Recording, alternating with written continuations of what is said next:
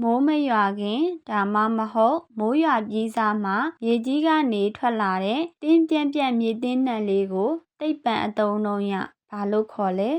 Petrichor photosynthesis ozone Petrichor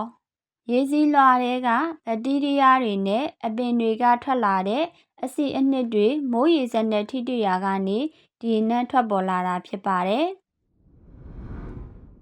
ကမ္ဘာပေါ်မှာမိုးအများဆုံးရွာသွန်းတဲ့အရပ်ဒေသသို့မဟုတ်ကမ္ဘာအဆိုးဆုံးနေရာဟာဘယ်နိုင်ငံမှာရှိတာလဲ။ဘရာဇီးနိုင်ငံအမေဇုန်တောနက်အိန္ဒိယနိုင်ငံမော်စနန်းရွာအင်္ဂလန်နိုင်ငံလန်ဒန်မြို့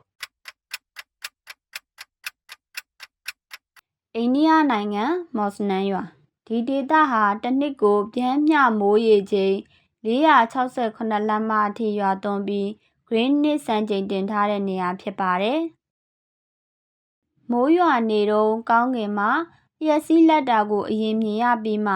မိုးချိန်သံကိုနောက်မှကြားရတာဘာကြောင့်လဲ။အလင်းရဲ့အလျင်နှုန်းကအသံထက်ပိုမြန်လို့အသံရဲ့အလျင်နှုန်းကအလင်းထက်ပိုမြန်လို့မိုးတိမ်တွေကအသံကိုပိတ်ထားလို့အလင်းရဲ့အလျင်နှုန်းကအသံထက်ပိုမြန်လို့အလင်းဟာတစ်စက္ကန့်ကိုမိုင်ပေါင်း1,860,000 ခန့်နီးပါးသွားနိုင်ပြီးအသံကတော့တစ်စက္ကန့်ကို1100 ပေခန့်သာသွားနိုင်လို့လျှပ်စီးကိုအရင်မြင်ရတာပါမိုးရွာပြီးတဲ့အခါကောင်းကင်မှာလှပတဲ့သက်တမ်းတွေပေါ်လာတတ်ပါတယ်သက်တမ်းမှာအယောင်စုစုပေါင်းဘယ်နှယောင်ပါဝင်လဲ9ယောင်9ယောင်9ယောင်9ယောင်ခရမ်းပြာညိုပြာစိမ်းဝါ